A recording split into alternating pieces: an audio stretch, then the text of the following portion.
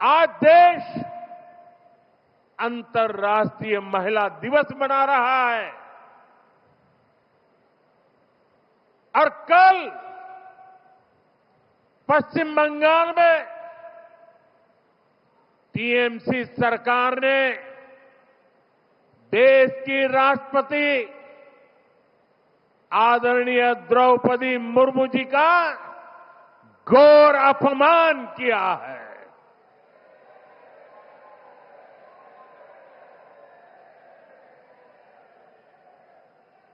द्रौपदी मुर्मू जी संथाल आदिवासी परंपरा के बहुत बड़े उत्सव में शामिल होने के लिए बंगाल गई थी, लेकिन राष्ट्रपति जी और उस कार्यक्रम का, आदिवासियों के उस महत्वपूर्ण कार्यक्रम का, आदिवासियों का गौरव करने के बजाय टीएमसी ने आदिवासियों के संथाल लोगों के ये अत्यंत पवित्र और महत्वपूर्ण कार्यक्रम का बहिष्कार किया और राष्ट्रपति का बहिष्कार किया। वो स्वयं आदिवासी समाज से आती है। संथाल आदिवासी समाज के विकास के लिए उन्होंने चिंता की है। टीएमसी सरकार ने उस कार्यक्रम को बद इंतजामी के हवाले कर दिया। साथियों, ये राष्ट्रपति जी के अपमान के साथ साथ देश के संविधान का भी अपमान है, देश के संविधान के स्पिरिट का भी अपमान है, लोकतंत्र की महान परंपरा का भी अपमान है। जिन्होंने जीवन के संघर्ष से तपकर ऊंचाइयां हासिल की हैं, ऐसी हर बहन बेटी, ये उसका भी अपमान है। साथियों, हमारे यहां कहा गया है,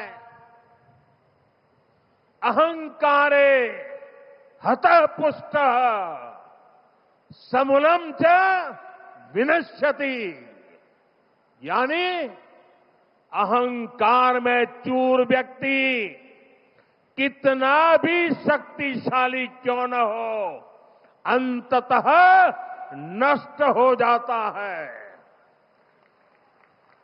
मैं आज देश की राजधानी से आप सभी के बीच ये आह्वान कर रहा हूं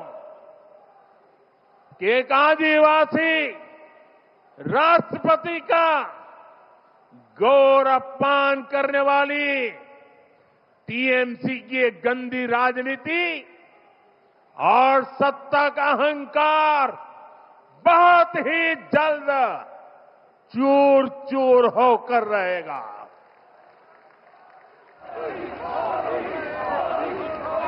पश्चिम बंगाल की प्रबुद्ध जनता टीएमसी को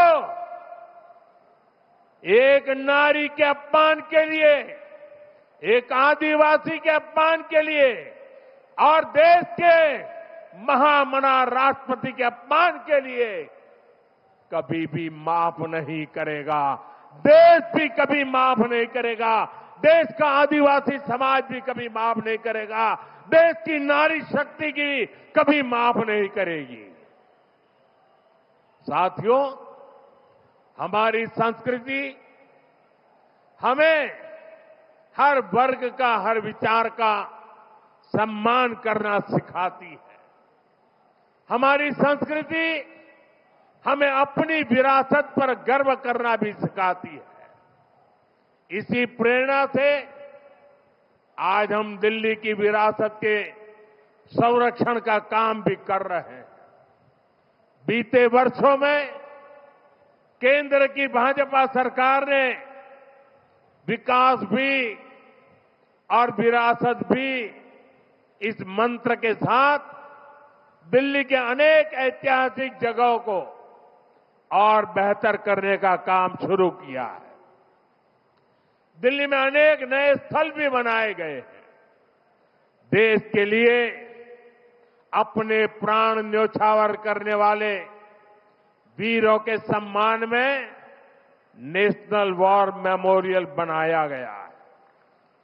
नया संसद भवन, कर्तव्य पथ, कर्तव्य भवन और सेवा तीर्थ, ये सभी 21वीं सदी के भारत की नई सोच को दिखाते हैं।